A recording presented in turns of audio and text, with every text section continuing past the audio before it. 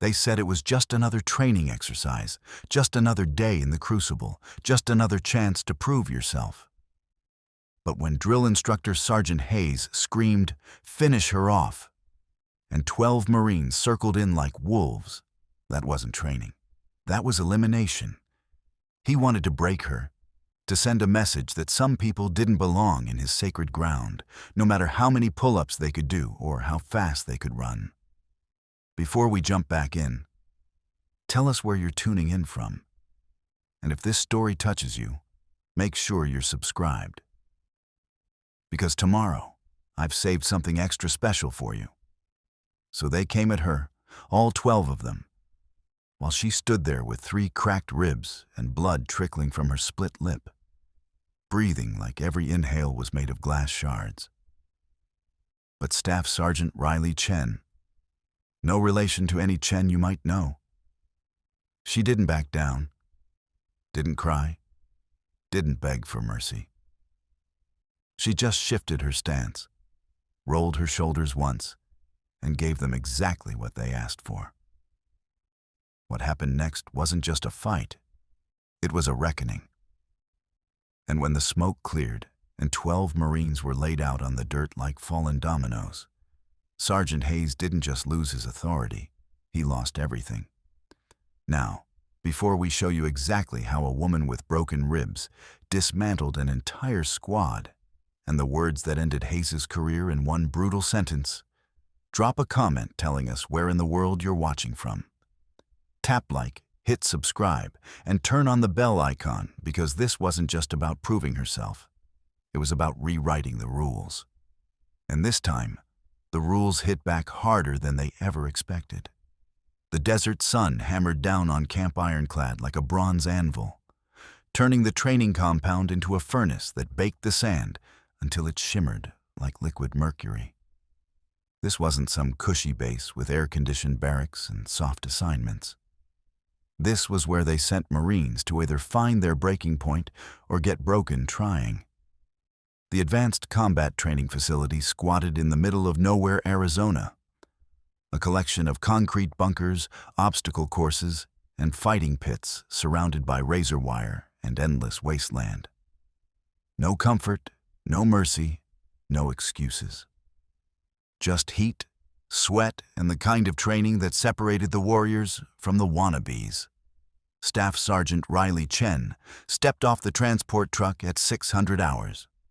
Her desert camis already dark with perspiration, her black hair pulled back in a regulation bun that hadn't moved despite the 3-hour ride through hell. She carried herself with the fluid precision of someone who'd earned every stripe on her sleeve the hard way.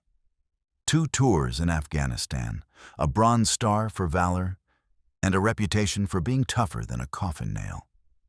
But none of that mattered here.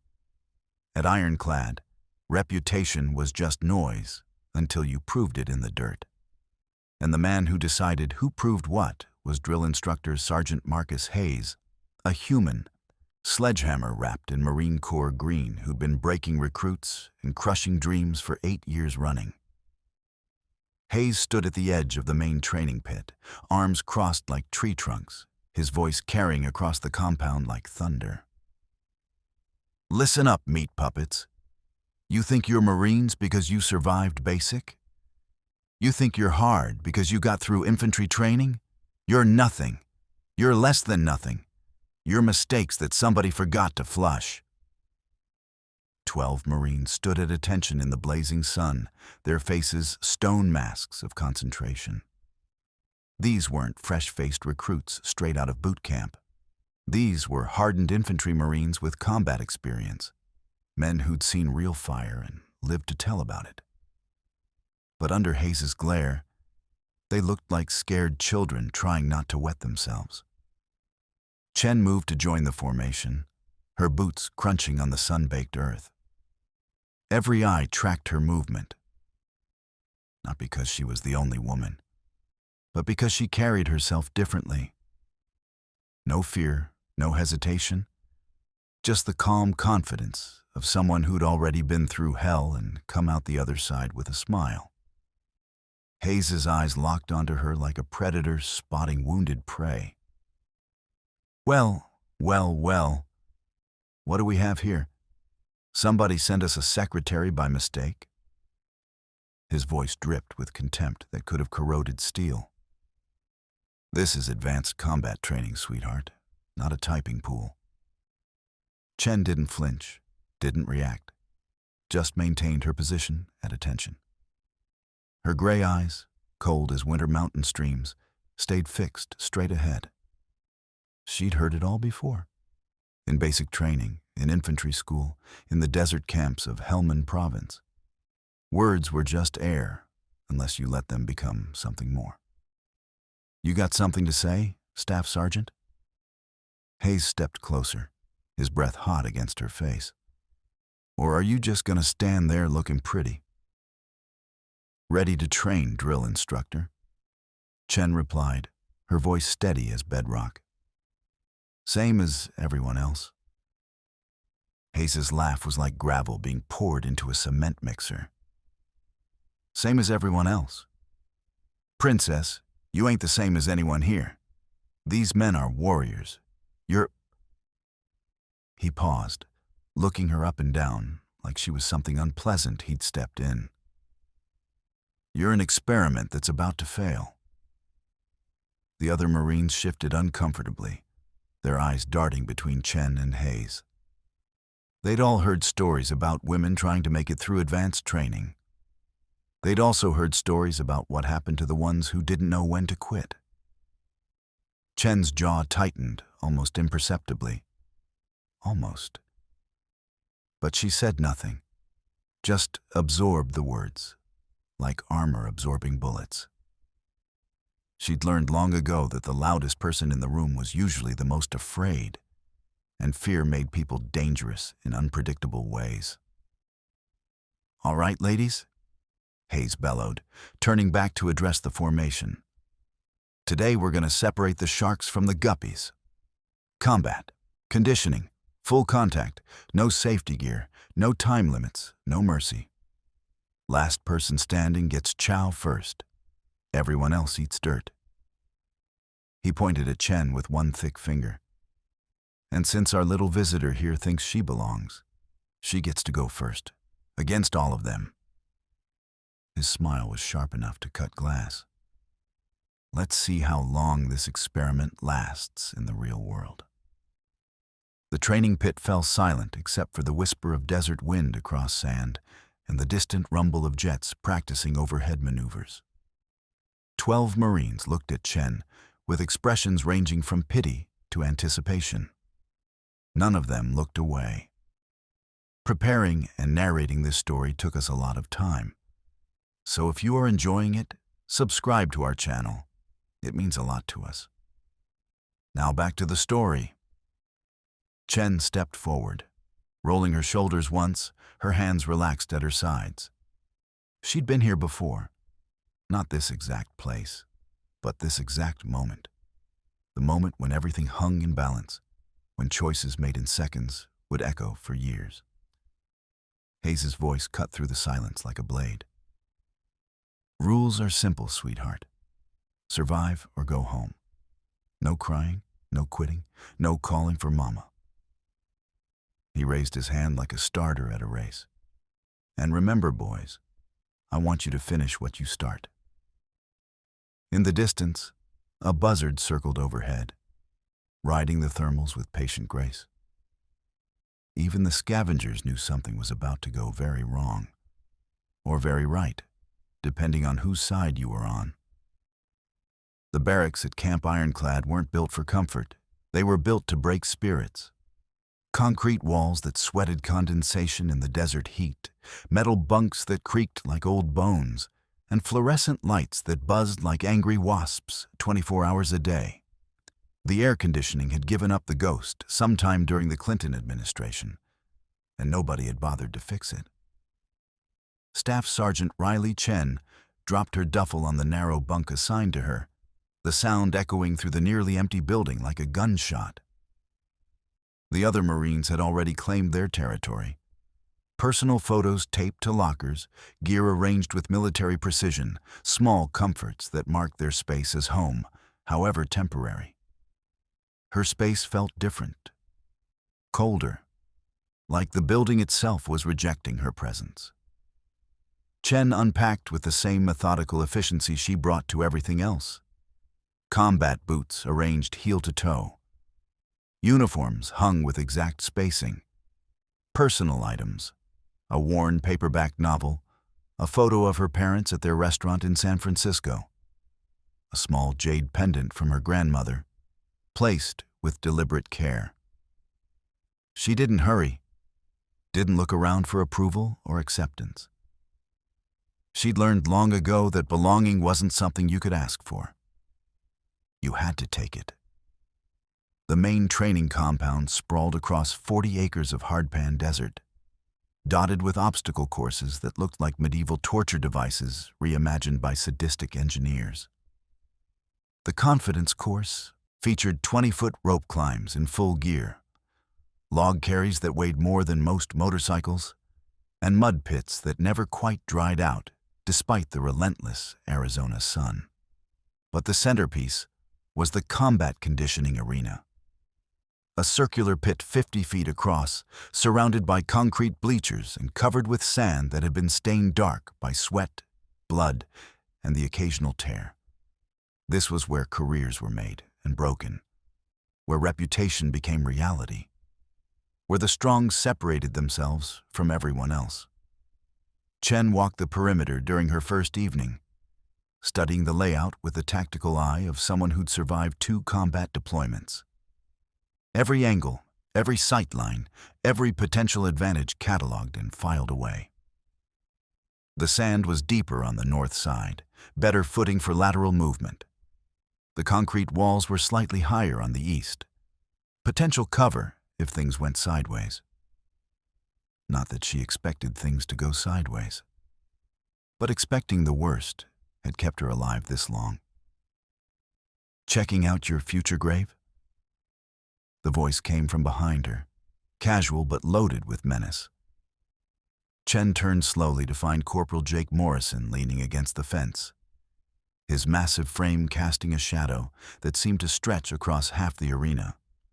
Morrison was built like a linebacker who decided football wasn't violent enough, all shoulders and scars and the kind of smile that never reached his eyes. Just getting familiar with the space, Chen replied evenly. Same as I'd do anywhere else. Morrison pushed off from the fence, his boots crunching in the gravel. Anywhere else, sure. But this ain't anywhere else, sweetheart. This is ironclad. We do things different here. 2 more Marines materialized from the shadows near the equipment shed, Sergeant Tommy Tank Rodriguez and Corporal Billy Wayne Garrett.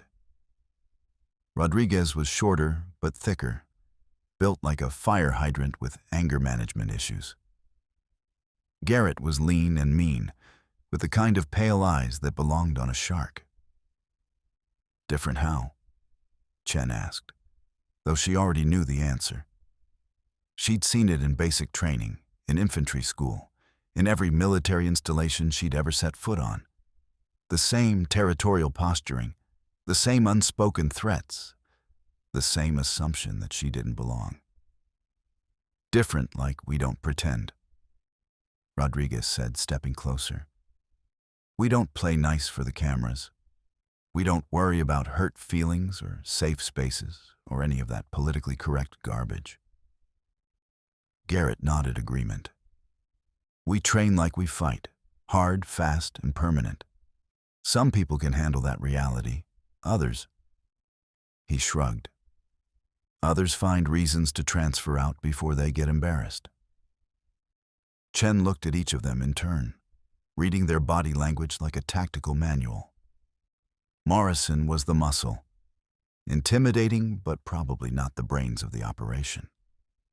Rodriguez was angry about something that had nothing to do with her, just looking for someone to take it out on. Garrett was the dangerous one, cold and calculating, the type who'd smile while he stuck a knife between your ribs. I appreciate the warning, she said finally, but I'm not planning on transferring anywhere. Morrison laughed, but there was no humor in it. Plans change, sweetheart, especially when reality comes calling. They walked away together, their boots raising small clouds of dust that drifted across the arena like smoke signals. Chen watched them go, memorizing their movement patterns, their group dynamics, the way they communicated without words. She'd fought insurgents in Afghanistan who were less coordinated. The mess hall buzzed with the low murmur of conversation and the clatter of metal trays on metal tables. Chen moved through the serving line like she belonged there, ignoring the stares and whispered comments that followed in her wake. "That's her," someone muttered behind her. "The one Hayes is gonna break.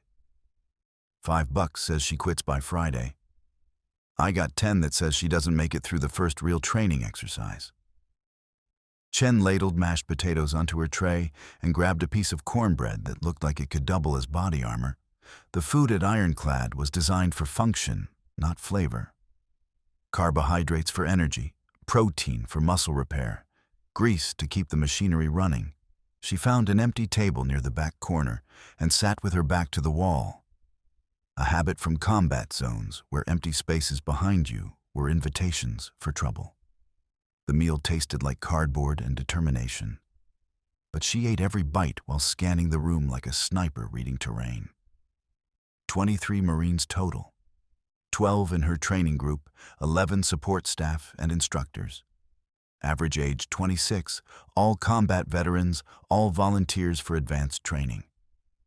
The kind of men who'd signed up for the hardest job in the military because the regular military wasn't hard enough. And sitting at the head table like a king surveying his domain was Drill Instructor Sergeant Hayes, cutting his steak with surgical precision, while his eyes swept the room like searchlights. When his gaze found Chen, it lingered longer than necessary, cold and calculating. He raised his water glass slightly in her direction, not quite a salute, more like a challenge. Chen raised hers in return, meeting his stare without flinching. The message was clear on both sides. Game on. Later that night, as the desert cooled and the stars emerged like pinpricks in black velvet, Chen lay on her narrow bunk and listened to the sounds of the barracks settling around her. Snores from a dozen throats, the whisper of air through broken vents, the distant howl of coyotes hunting in the wasteland beyond the fence. Somewhere in the darkness, she heard footsteps. Slow, deliberate, stopping outside her door for just a moment before moving on. Testing, probing, looking for weakness. Chen smiled in the darkness and closed her eyes. Tomorrow would bring pain, exhaustion, and probably blood. But tonight, she was exactly where she belonged, in the eye of the storm, waiting for it to break. The morning alarm at Camp Ironclad didn't wake you up. It violated you awake. A klaxon that could wake the dead screamed across the compound at 500 hours, followed by the thunderous voice of Drill Instructor Hayes echoing through every speaker in the barracks. Rise and shine, maggots. Time to separate the warriors from the weekend warriors. Chen was already awake, had been for 20 minutes, lying in the darkness and listening to the rhythm of the bass coming to life. Kitchen staff clattering pans in the mess hall, night watch Marines walking their final rounds, the distant rumble of supply trucks arriving with the day's provisions. She'd learned in Afghanistan that the moments before dawn were when attacks usually came, and old habits died hard. She swung her legs over the side of her bunk and began the morning routine that had become second nature over 8 years of military service. Shower in water that alternated between scalding and ice cold. Uniform inspection in the cracked mirror above the communal sink. Boots polished to a mirror, shine that could signal aircraft from orbit.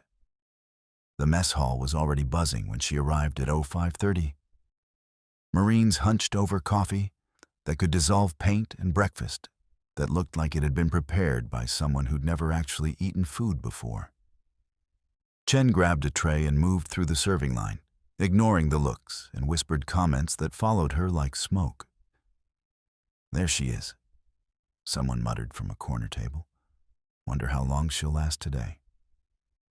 "My money's on 10 minutes," another voice replied. "Soon as Hayes gets warmed up." Chen found a seat at an empty table and began methodically working through her breakfast.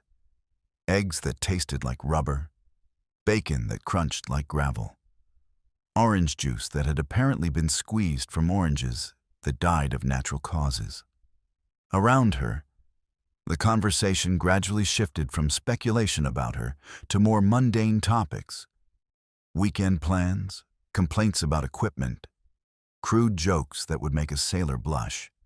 She was halfway through her second cup of coffee when Corporal Morrison dropped into the seat across from her without invitation. His breakfast tray hit the table with enough force to make her juice glass jump. "Morning, sunshine," he said, his voice carrying just loud enough for nearby tables to hear. "Ready for your first real day at summer camp?" Chen didn't look up from her eggs. "Just another day at the office." Morrison laughed, but there was no warmth in it. "Office? That's cute. You think this is some kind of desk job?" "I think it's whatever I make it," Chen replied, finally meeting his eyes. "Same as anywhere else." "Anywhere else," Morrison repeated, shaking his head. "See? That's your problem right there.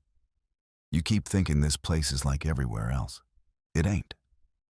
Rodriguez slid into the seat beside Morrison, followed by Garrett and 3 other Marines from their training group.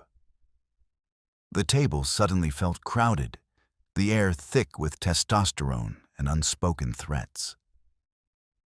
"Nah, this place is special," Rodriguez said, stabbing his fork into a piece of sausage that looked like it had been carved from a tire.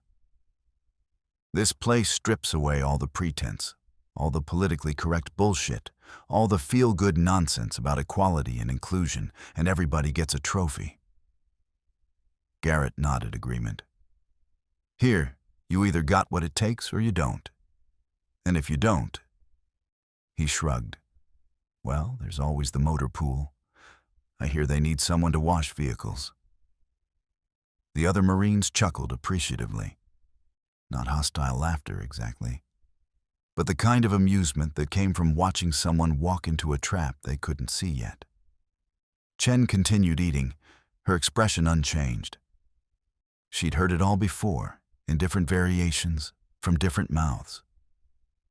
The words changed, but the message was always the same. You don't belong here. We don't want you here. Leave now before we make you leave. You know what I think? Morrison leaned forward, his voice dropping to a conspiratorial whisper. I think you're here to prove some kind of point. Some feminist statement about how women can do anything men can do. Is that what you think? Chen asked mildly. That's exactly what I think. And you know what else I think? I think you're going to find out real quick that some things aren't about proving points. Some things are about survival. The table fell silent except for the scrape of forks against metal trays and the low murmur of conversation from surrounding tables. Chen finished her eggs, drained her coffee, and stood up with deliberate slowness. Thanks for the insight, she said, picking up her tray. I'll keep it in mind. She walked away without looking back, feeling their eyes on her like laser sights.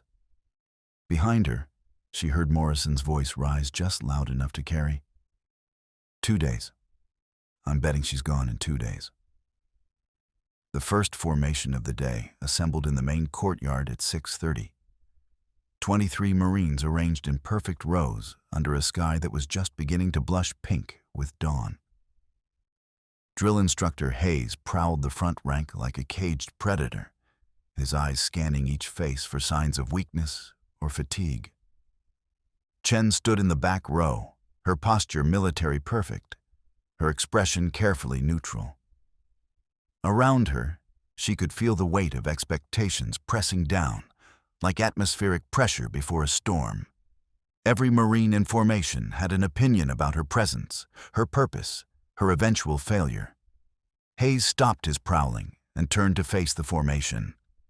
Ladies, today marks the beginning of your real education. Everything you learned in basic training was kindergarten.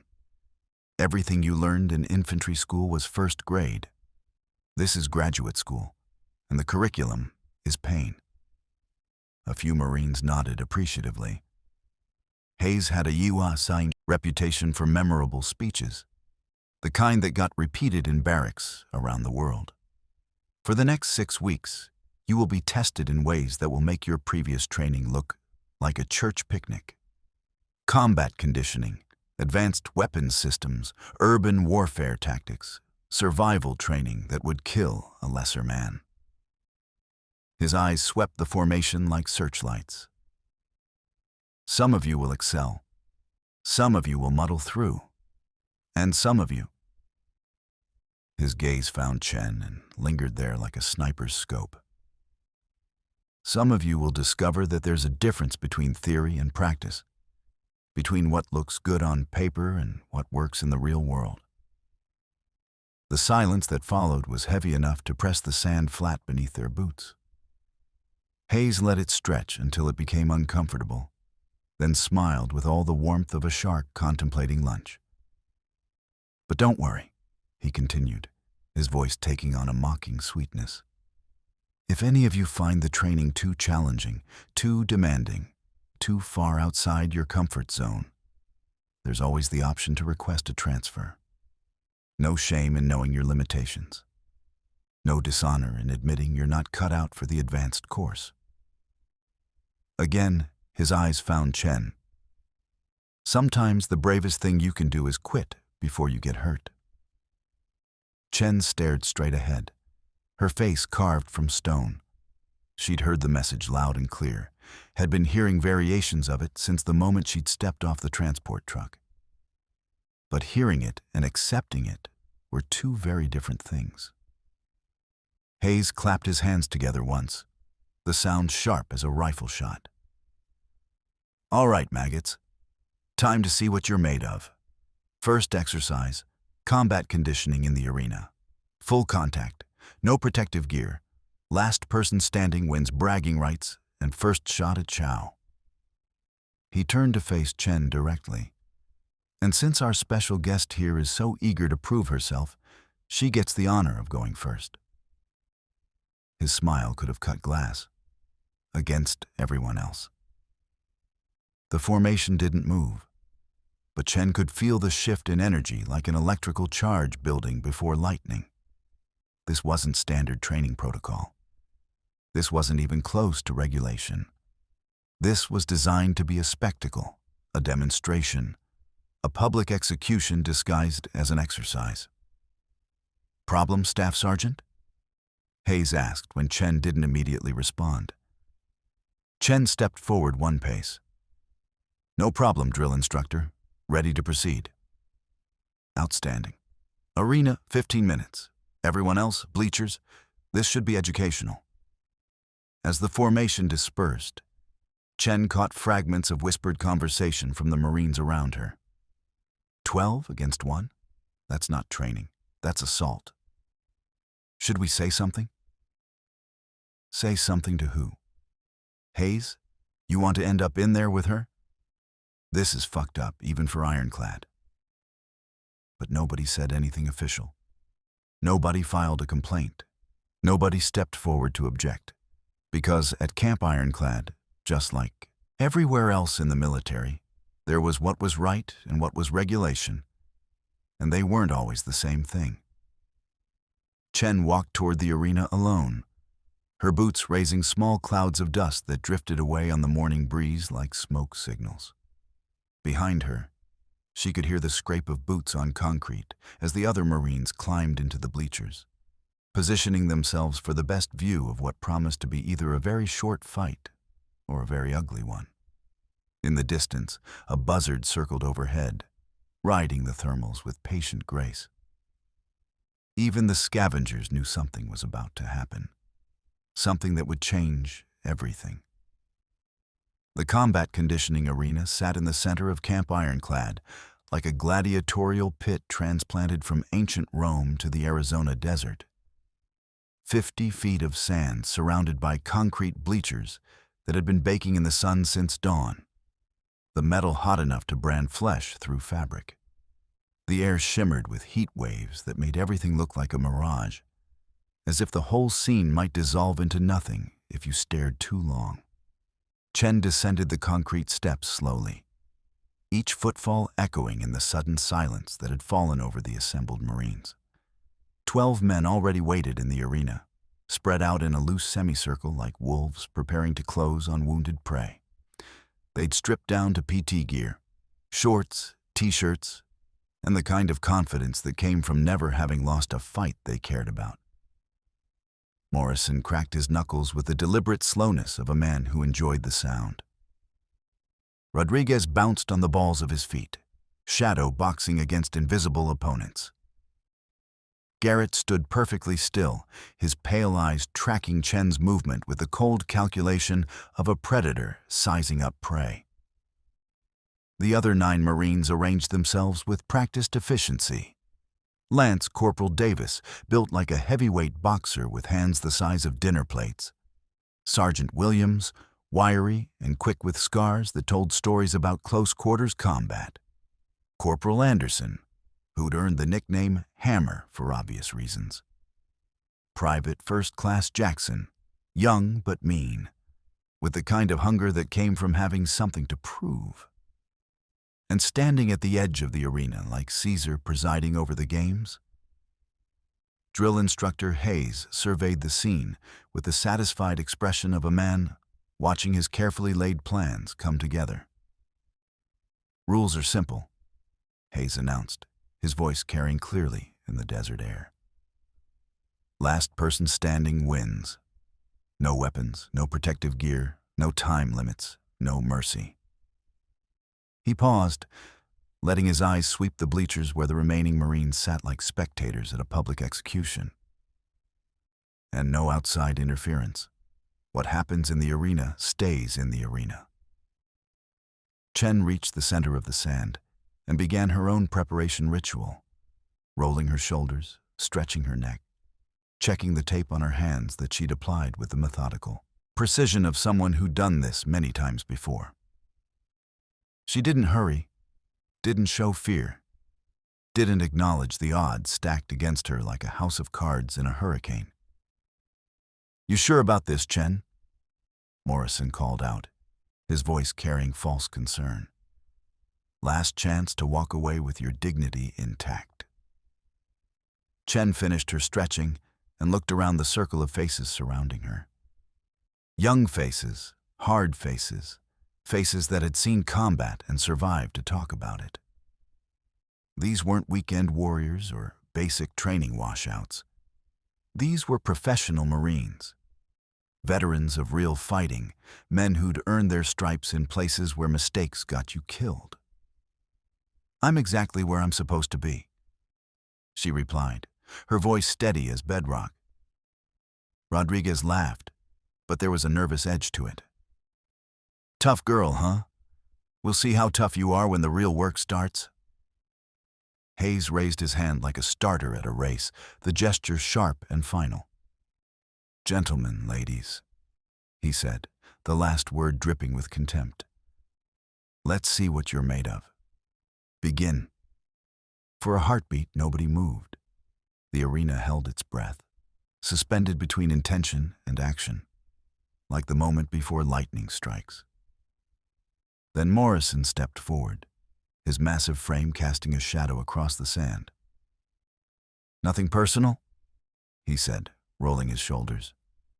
"Just business."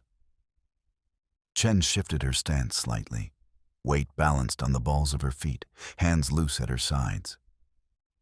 She'd been in situations like this before.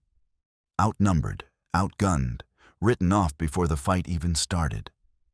In Afghanistan, in training exercises that had gone sideways, in dark alleys where diplomacy had failed and violence was the only language left. Morrison moved first, testing her with a lazy jab that was more question than attack. Chen slipped it easily, didn't counter, just reset and waited. The big man smiled and tried again, this time with real intent behind it. A straight right hand that could have taken her head off if it had connected. It didn't connect. Chen moved like water flowing around a stone, the punch whistling past her ear close enough to ruffle her hair. She tapped Morrison's extended arm lightly, more acknowledgement than attack, then danced back out of range. "Fast," Rodriguez observed from the sideline. "But fast don't mean much when you're tired." The next attack came from multiple directions, Morrison pressing forward with heavy hands, while Williams circled to her left, and Garrett moved to cut off her retreat. Classic pack tactics, designed to overwhelm through coordination and numbers. Chen absorbed the pressure without panic, reading the rhythm of their movement like sheet music. Morrison was the hammer, powerful but predictable.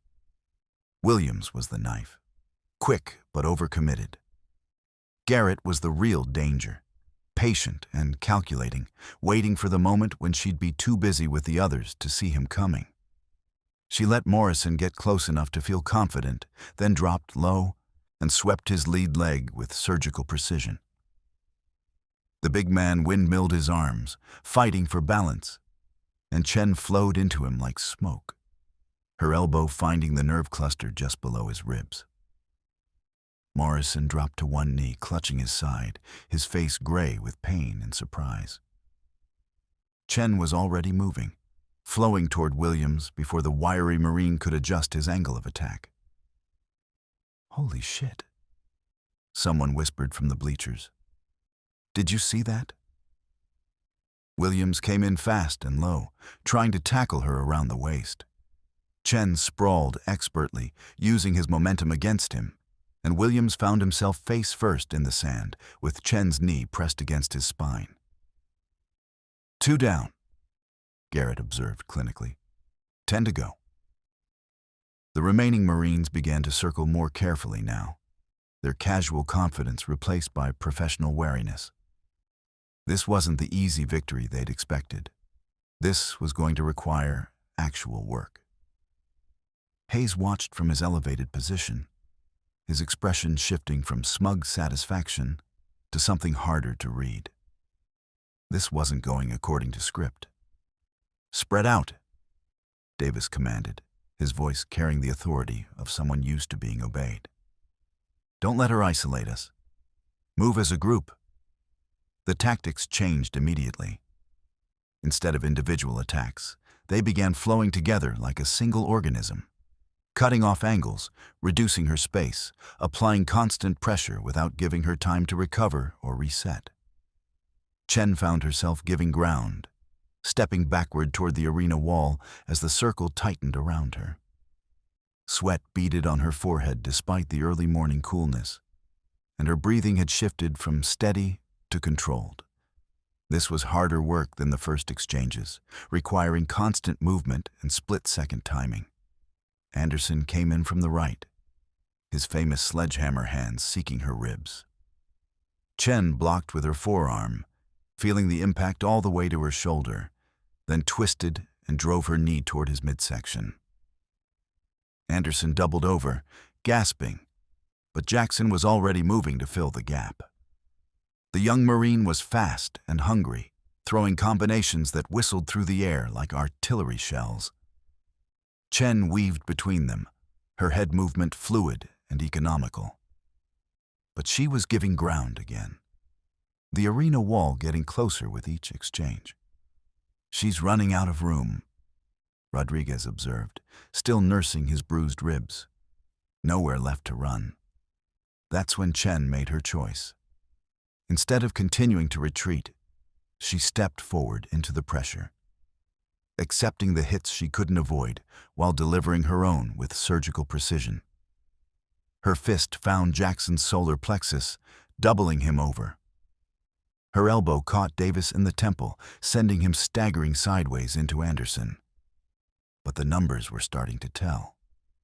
Chen's lip was split, blood trickling down her chin. Her left eye was beginning to swell where Williams had tagged her before going down. Her ribs ached from Anderson's sledgehammer hands, each breath a reminder that she was fighting 12 trained killers with nothing but skill and stubbornness. Hayes leaned forward on his concrete perch, his eyes bright with anticipation. This was going better than he'd hoped. The lesson would be complete, comprehensive, impossible to ignore. "Getting tired yet, sweetheart?" Morrison called out, back on his feet but moving gingerly. "We can keep this up all day." Chen wiped blood from her mouth with the back of her hand and smiled for the first time since entering the arena. Not a pleasant smile, not a friendly smile, but the smile of someone who just realized something important. "Just getting warmed up," she replied. And in the bleachers, Marines who'd been expecting a quick execution began to lean forward, suddenly uncertain about how this story was going to end. The morning sun climbed higher over Camp Ironclad, transforming the arena into a furnace that baked sweat into salt crystals on skin and made every breath feel like inhaling molten metal. The concrete bleachers radiated heat like blast furnaces, but none of the watching Marines moved to find shade. This had become something more than training, more than hazing, more than even entertainment. This had become a test that nobody wanted to miss. Chen circled the remaining fighters with the fluid grace of someone who'd found her rhythm in chaos. 7 Marines still stood upright, though Morrison favored his left side where her elbow had found home. And Davis kept blinking to clear his vision after the temple shot. The others, Williams, Rodriguez, Anderson, Jackson, and Garrett's crew, sat in the sand or against the arena wall, breathing hard and wondering how the hell one woman had put them there. But 5 fresh Marines remained in the circle, and Hayes had been busy during the brief lull. "Rotation!" the drill instructor barked from his perch. Fresh blood in the arena. "Sergeant Torres, Corporal Mason, Private Nash, you're up. Let's see if you can finish what these ladies started." 3 new fighters vaulted the low wall, separating the bleachers from the fighting pit.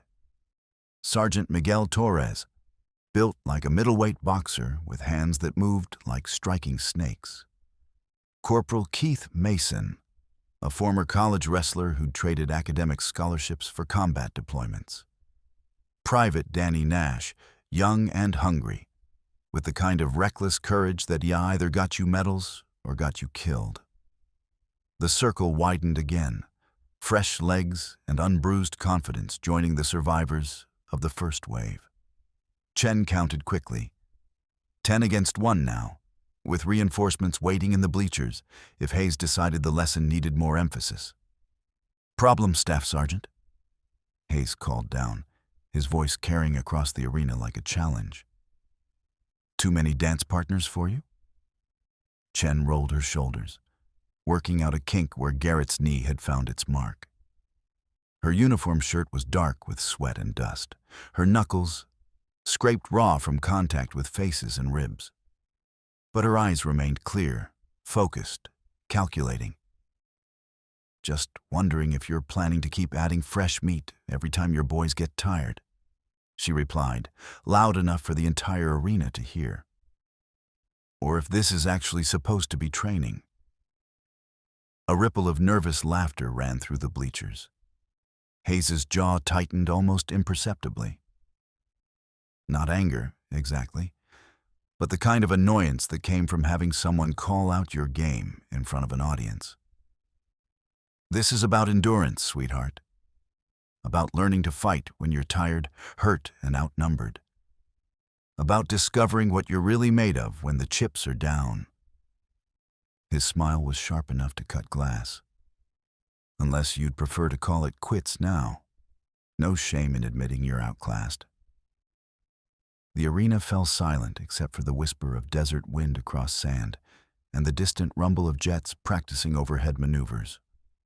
Every eye was locked on Chen, waiting to see if she'd take the offered escape route or double down on a bet that was looking increasingly impossible to win. Chen wiped sweat from her forehead with the back of her hand, leaving a streak of sand and blood across her skin. When she spoke, her voice carried clearly in the desert air. "I didn't come here to quit, drill instructor. I came here to train. So let's train." Torres moved first this time, his boxing background evident in the way he cut angles and threw combinations. Fast hands, good footwork, professional technique that had been honed in gymnasium rings and perfected in combat zones. Chen gave ground, absorbing what she couldn't avoid, her head movement keeping her clear of the worst shots. But while she was dealing with Torres, Mason circled behind her with the patient persistence of a wrestler who'd learned to wait for openings. He shot low when Chen was committed to blocking one of Torres's hooks, his arms wrapping around her waist like steel cables. The takedown was textbook perfect, Mason driving through with his legs while Torres stepped clear, giving the wrestler room to work. Chen hit the sand hard, Mason's weight settling on top of her like a concrete blanket, his hands already working to secure a submission hold. "Got her," Mason grunted, his arms snaking around Chen's neck. "Just need to..." Chen's elbow found his ribs with surgical precision, the same nerve cluster she'd targeted on Morrison earlier. Mason's grip loosened involuntarily, and Chen flowed out from under him like water escaping a broken dam. She rolled to her feet as Nash came charging in with the kind of bull rush that worked great against slower opponents, but left you exposed against someone who knew how to use momentum as a weapon. Chen stepped aside at the last possible moment, her hip check sending Nash stumbling past her into Mason, who was still trying to shake off the effects of the elbow strike. Both men went down in a tangle of arms and legs and Marine Corps profanity. "She's learning," Garrett observed from the sideline, grudging respect in his voice. "Using their aggression against them." The tempo of the fight shifted again as more Marines joined the circle. Hayes had abandoned any pretense of standard training protocol.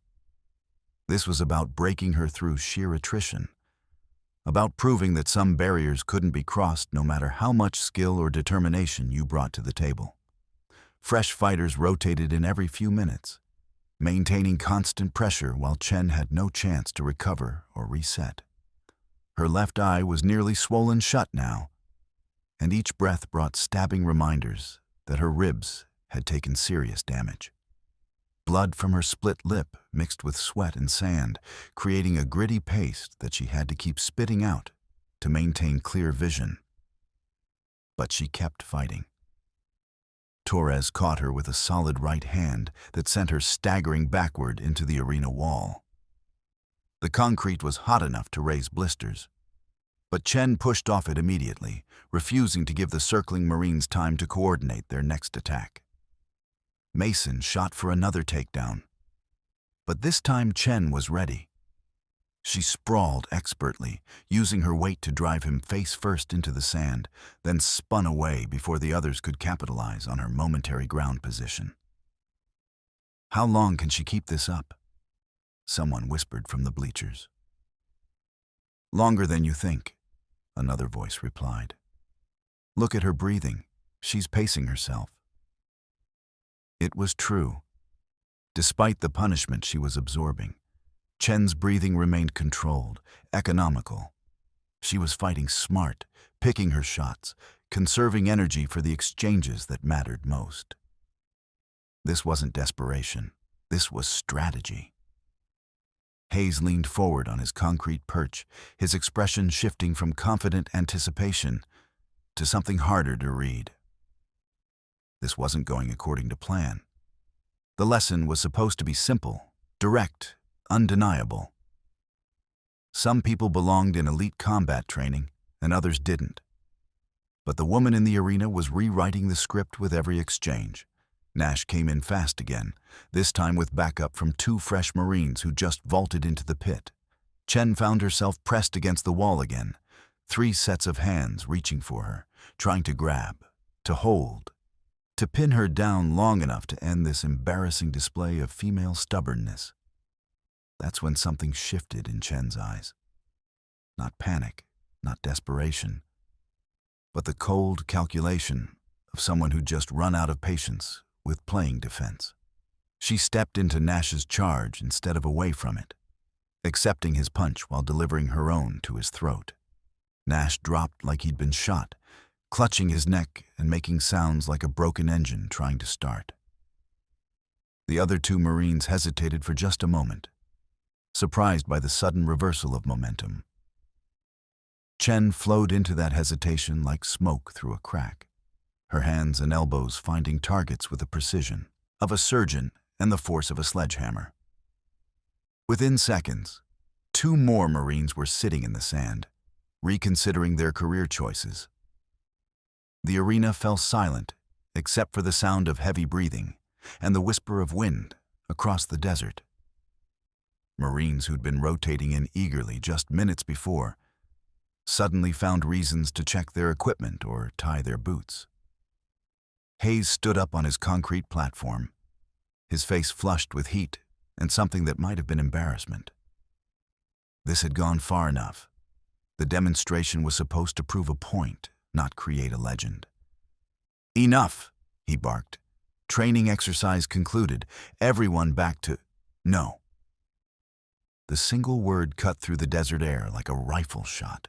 Chen stood in the center of the arena, sweat and blood and sand coating her like war paint, her eyes fixed on Hayes with the unwavering focus of a predator who just identified prey. "We're not finished here, drill instructor." The silence that followed Chen's declaration stretched across the arena like a taut wire ready to snap. Hayes stood frozen on his concrete platform, his mouth slightly open, as if her words had physically struck him. Around the bleachers, Marines leaned forward in their seats, sensing that something fundamental had just shifted in the carefully orchestrated drama playing out in the sand below. "Excuse me?" Hayes finally managed, his voice carrying a dangerous edge that had silenced recruits and broken spirits across 2 decades of military service. Chen stepped forward, her boots leaving deep impressions in the sand that had been churned into powder by an hour of combat. Despite the beating she'd absorbed, despite the swelling around her left eye and the blood that had dried into dark streaks across her chin, her posture remained military perfect. Shoulders back, spine straight, eyes locked on the man who'd orchestrated her public humiliation. "I said we're not finished, drill instructor," she repeated, each word delivered with the precision of a sniper's bullet. "This was supposed to be training, right? Combat conditioning? Learning to fight when we're tired and hurt and outnumbered?" Hayes's face was turning an interesting shade of red that had nothing to do with the desert heat. "Staff Sergeant, you will stand down and then let's make it real training," Chen continued, cutting through his words like a blade through silk. "No more rotating fresh fighters, no more stacking the deck, no more games." She gestured toward the Marines scattered around the arena, some still sitting in the sand where she'd put them. "Let's see what these warriors can do when they don't have the luxury of taking turns." A murmur ran through the bleachers like electricity through a conductor. This wasn't just insubordination. This was a direct challenge to Hayes' authority in front of his entire command. The kind of challenge that couldn't be ignored or deflected or buried in paperwork. Morrison pushed himself upright, still, favoring his ribs, but mobile enough to rejoin the fight. Around the arena, other Marines began climbing back to their feet, wiping blood from split lips and checking bruised jaws. What had started as a demonstration was becoming something else entirely. A test not just of Chen's limits, but of everything Camp Ironclad claimed to represent. "You want real training?" Hayes asked, his voice dropping to a whisper that somehow carried to every corner of the arena. "You want to see what these Marines can really do?" Chen nodded once. I want to see what I can really do.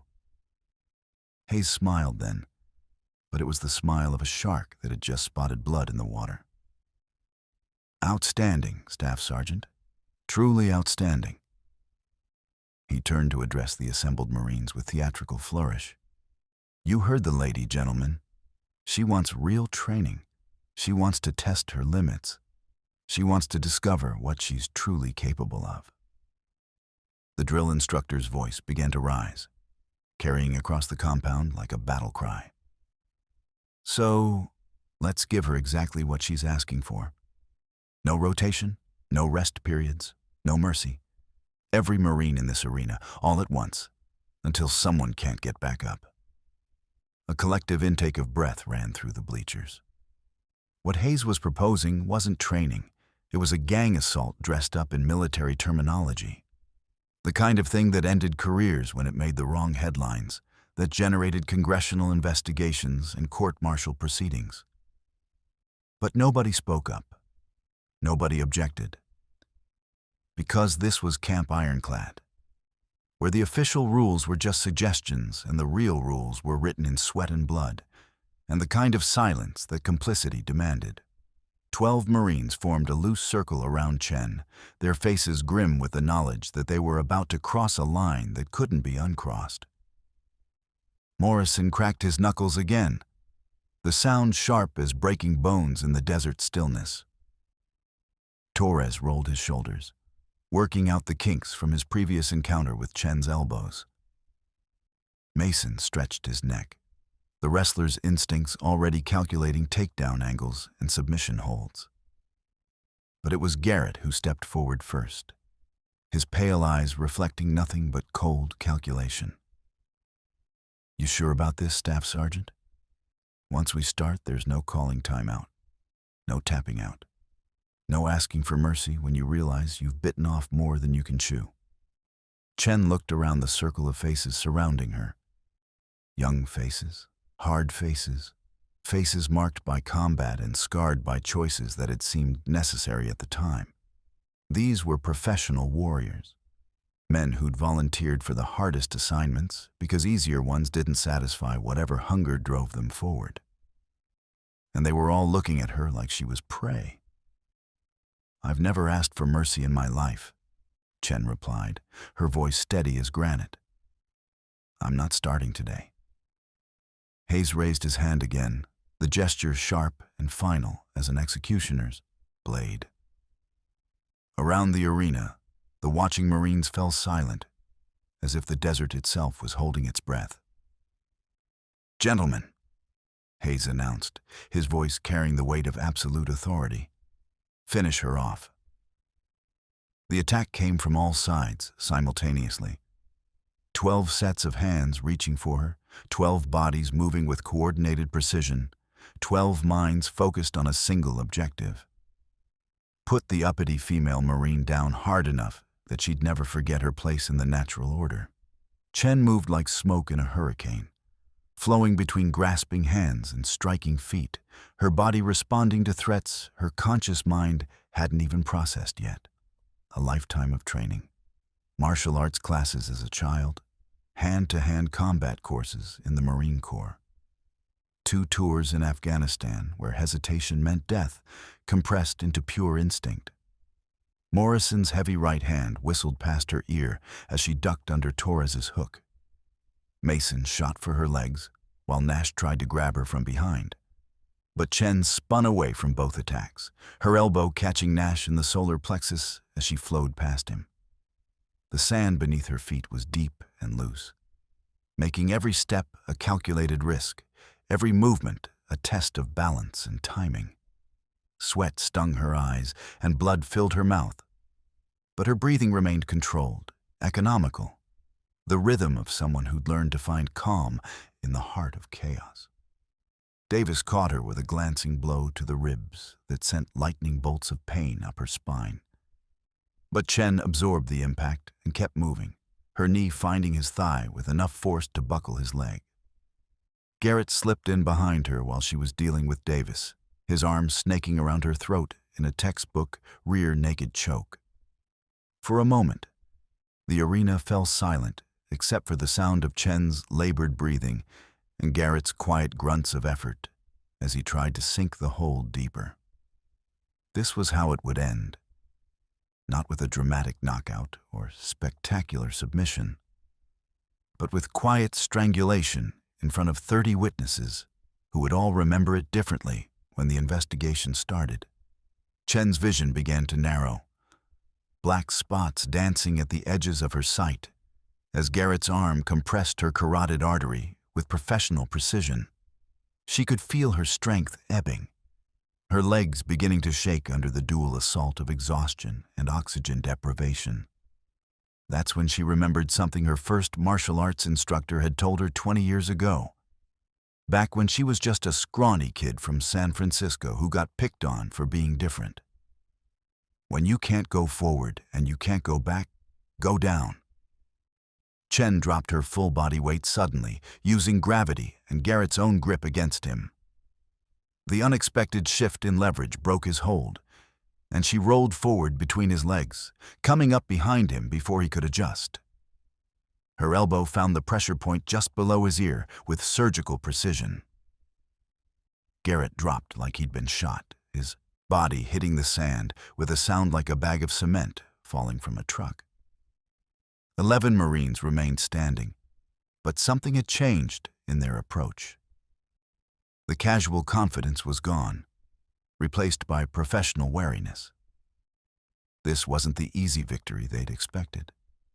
This was work, real work.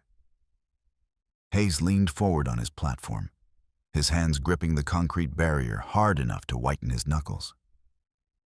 This wasn't going according to plan. The lesson was supposed to be simple, direct, undeniable. Instead, he was watching one woman systematically dismantle his entire training philosophy in front of an audience that would talk about this day for years to come.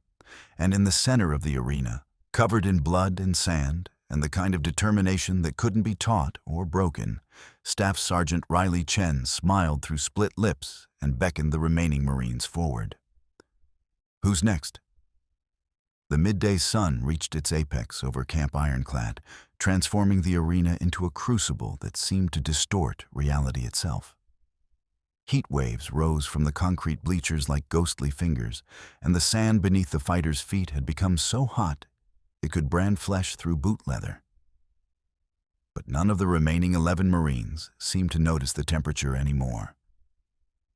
Their attention was focused entirely on the woman standing in the center of their closing circle, bloodied but unbroken, defiant in ways that challenged everything they thought they understood about combat, endurance, and the natural order of things.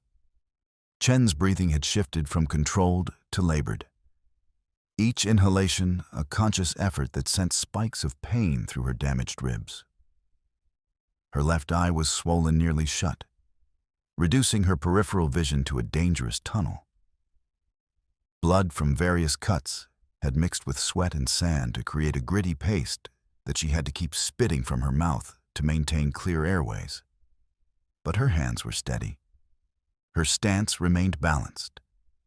And when she looked at the Marines surrounding her, there was no fear in her remaining good eye. Only the cold calculation of someone who had moved beyond pain into a realm where survival was the only mathematics that mattered. Morrison approached from her right, his movements more cautious now, lacking the casual arrogance that had marked his earlier attacks. The big man had learned respect the hard way, and it showed in every careful step he took across the churned sand. "This doesn't have to get any uglier," he said, his voice carrying a note of something that might have been concern. "You've made your point. Nobody's going to question your heart after this." Chen wiped blood from her mouth with the back of her hand, the gesture leaving another dark streak across her cheek. "My point?" she asked, her voice hoarse but steady. "What point is that, Corporal?" Torres circled to her left, the boxer's trained footwork keeping him at optimal distance for quick combinations. "That you're tough," he said. "That you don't quit easy. That you can take a beating and keep coming back for more. Is that what you think this is about? Chen's laugh was short and sharp, like breaking glass. Taking a beating? Mason moved to fill the gap between Morrison and Torres. His wrestler's instincts reading the geometry of the arena, calculating angles and distances. What else would it be about? You're outnumbered 12-1. You're hurt. You're tired. Nobody expects you to finish her off, Chen interrupted, her voice cutting through Mason's words like a blade through silk. That's what your drill instructor said, wasn't it? Finish her off. The arena fell silent, except for the whisper of desert wind and the distant rumble of helicopters conducting training exercises somewhere beyond the base perimeter. Even the Marines in the bleachers stopped their nervous shuffling, sensing that something fundamental was about to shift in the brutal calculus playing out in the sand below. Hayes leaned forward on his concrete platform, his face flushed with heat and something that might have been growing unease. This had gone far beyond standard training protocol, far beyond acceptable risk management, far beyond anything that could be explained away in an after-action report. You want to know what this is really about? Chen continued, her voice rising just enough to carry to every corner of the arena. It's not about proving I can take a beating. It's not about showing I don't quit easy. It's about showing you what happens when someone finally hits back. She stepped forward suddenly, closing the distance to Morrison before the big man could adjust his guard. Her left hand found his wrist, while her right drove into his solar plexus with surgical precision. Morrison doubled over, gasping, and Chen's knee met his descending face with the sound of a baseball bat hitting a watermelon. Morrison went down hard, his body hitting the sand with finality that suggested he wouldn't be getting up anytime soon. 10 Marines remained standing, but their formation had shifted from aggressive confidence to defensive uncertainty. Torres came in fast, his boxing training evident in the crisp combinations he threw at Chen's head and body. But Chen had been reading his rhythm for the past hour, learning the subtle tells that preceded each punch. The slight shoulder dip before his left hook, the way his weight shifted before his right cross. She slipped inside his guard like smoke through a keyhole, her elbow finding the nerve cluster below his ribs that she'd targeted so effectively on Morrison earlier. Torres's hands dropped involuntarily, and Chen's uppercut caught him clean on the point of his chin. The boxer's legs turned to rubber, and he toppled backward into the sand like a felled tree. 9 Marines left. Mason shot for a desperate takedown, his wrestling instincts telling him that the fight needed to go to the ground, where numbers might matter more than striking precision. But Chen had been expecting it, had been reading his body language for the past several minutes. She sprawled expertly, using his momentum against him, and Mason found himself face first in the sand, with Chen's knee pressed against his spine. A quick adjustment of pressure and leverage, and Mason went limp, his body's protective reflexes shutting down rather than risk permanent damage. 8 Marines left. The remaining fighters began to spread out, their earlier pack tactics abandoned in favor of individual survival. What had started as a coordinated assault was degenerating into chaos as each man tried to calculate his odds of walking away from this encounter without permanent damage to body or reputation. Nash charged in with the reckless courage of youth, throwing wild haymakers that would have knocked Chen's head off if they'd connected. They didn't connect. Chen moved like water around his attacks, her counterstrikes finding targets with the precision of a surgeon and the force of a wrecking ball. Nash joined the growing collection of unconscious Marines littering the arena floor. 7 left. Davis tried a different approach, using his reach advantage to keep Chen at distance while looking for an opening to land one of his famous sledgehammer hands. But Chen had been fighting taller opponents her entire career. had learned to close distance against men who thought their size was their greatest weapon. She got inside his guard during a momentary lapse in concentration, her hands working like pistons against his ribs and solar plexus. Davis staggered backward, his face gray with pain, and Chen's spinning heel kick caught him behind the ear. 6 Marines remained standing, but their body language had shifted from aggressive to purely defensive. What had begun as a lesson in dominance had become a masterclass in the difference between training and actual combat experience. Hayes gripped the concrete barrier of his platform until his knuckles went white, his face a mask of disbelief and growing panic. This wasn't just embarrassing. This was career-ending. This was the kind of incident that generated congressional investigations and court-martial proceedings, and very uncomfortable questions about leadership and judgment. But more immediately, this was becoming something that resembled a war crime dressed up as a training exercise, and there was no way to stop it without admitting that it should never have started in the first place. In the bleachers, Marines who had been cheering for blood and domination now sat in stunned silence, watching their worldview crumble with each body that hit the sand. Some of them were beginning to inch toward the exits, suddenly remembering urgent appointments elsewhere on the base. The 6 remaining fighters formed a loose circle around Chen, but their movements lacked the coordinated precision of their earlier attacks. Fear was a virus in their formation, spreading from man to man with each display of Chen's relentless efficiency. "She's not human," someone whispered from the bleachers. "Normal people don't fight like that." But Chen was very human.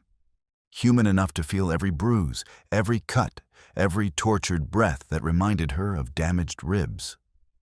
Human enough to taste blood and sand and the copper tang of adrenaline. Human enough to know that she was running on borrowed time and sheer stubbornness. The difference was that she had moved beyond the normal human response to pain and exhaustion and overwhelming odds. She had entered the realm that combat veterans knew well, but rarely spoke about. The place where rational thought gave way to pure survival instinct. Where the body continued fighting long after the mind had stopped calculating odds. She was operating on muscle memory and determination now. Her conscious mind reduced to a narrow focus that saw only targets and opportunities, threats and responses. This was what 2 tours in Afghanistan had taught her, what years of training had prepared her for, what every drill instructor who had tried to break her spirit had accidentally forged into an unbreakable weapon. The remaining Marines could see it in her eyes now. The cold certainty of someone who had crossed a line from which there was no retreat. She wasn't just fighting to prove a point anymore. She was fighting to finish what they had started.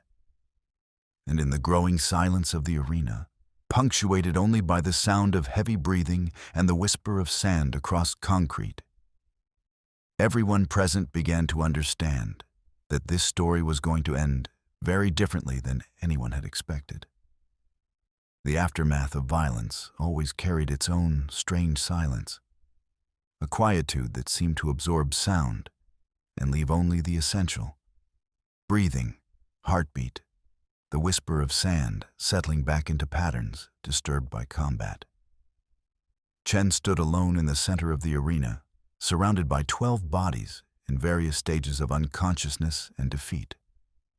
Her chest rising and falling with the controlled rhythm of someone who had learned to manage pain through sheer discipline.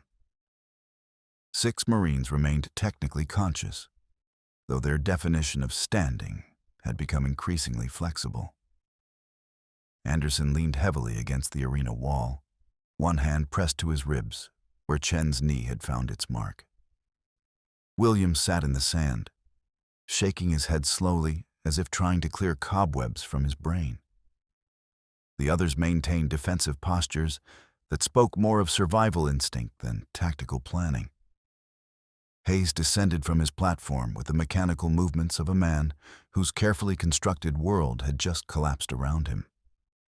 His face had shifted from red to pale gray, the color of concrete in winter, and his hands trembled slightly as he approached the carnage that had once been a training exercise.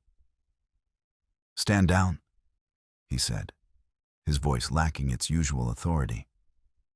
Training exercise concluded. All personnel returned to no. Chen's voice cut through his words like a scalpel through skin. She turned to face the drill instructor, and Hayes took an involuntary step backward when he saw her eyes. Not the eyes of someone who had just survived a beating, but the eyes of someone who had just discovered exactly what she was capable of when pushed beyond normal human limits.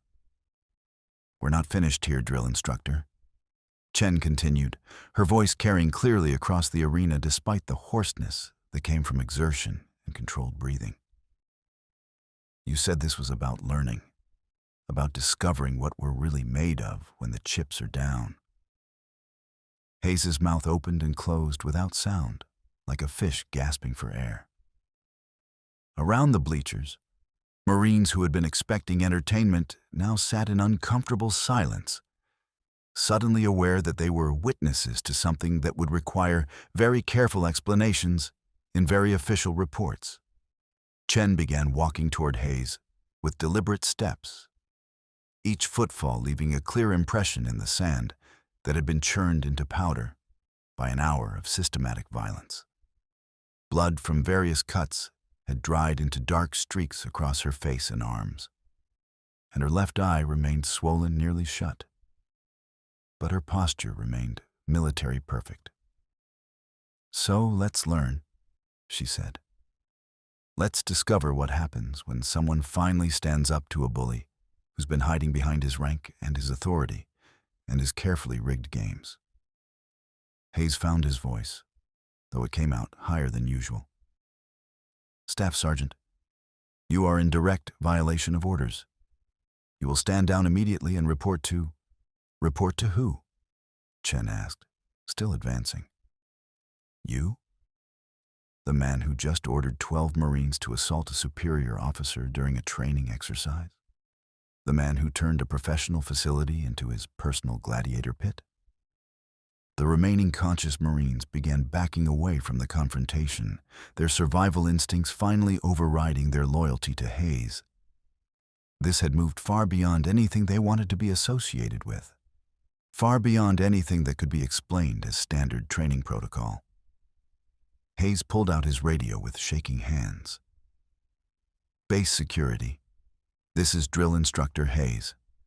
I need immediate backup at the combat conditioning arena.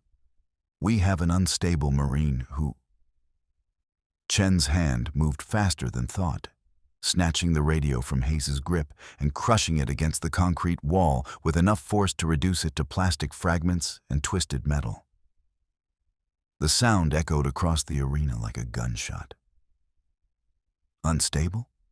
Chen asked, her voice carrying a dangerous edge that made even the Marines in the bleachers lean back in their seats. "Is that what you're going to call this? An unstable Marine who couldn't handle proper training?" Hayes stumbled backward, his authority evaporating like water in the desert heat. For 8 years, he had ruled this facility through fear and intimidation, had broken spirits and crushed dreams with the casual efficiency of an industrial machine. But now he found himself face to face with someone who had absorbed everything he could deliver and remained standing. More than standing. Victorious. Chen stopped just out of arm's reach, close enough that Hayes could see the damage he had orchestrated. The swollen eye, the split lip, the cuts and bruises that mapped every blow she had absorbed. But he could also see something else in her remaining good eye. Something that made his blood run cold. Triumph. Not just survival, not just endurance, but absolute, undeniable victory. "You wanted to see what I was made of," Chen said, her voice dropping to a conversational tone that somehow carried more menace than shouting would have. You wanted to test my limits. You wanted to prove that some people don't belong in your sacred institution. She gestured toward the 12 Marines scattered across the arena floor, some unconscious, others groaning as they tried to piece together what had just happened to their carefully ordered universe. Mission accomplished, drill instructor. You've learned exactly what I'm made of. The question now is what you're going to do with that knowledge. Hayes opened his mouth to respond, but no words came. What could he say? That this had been standard training?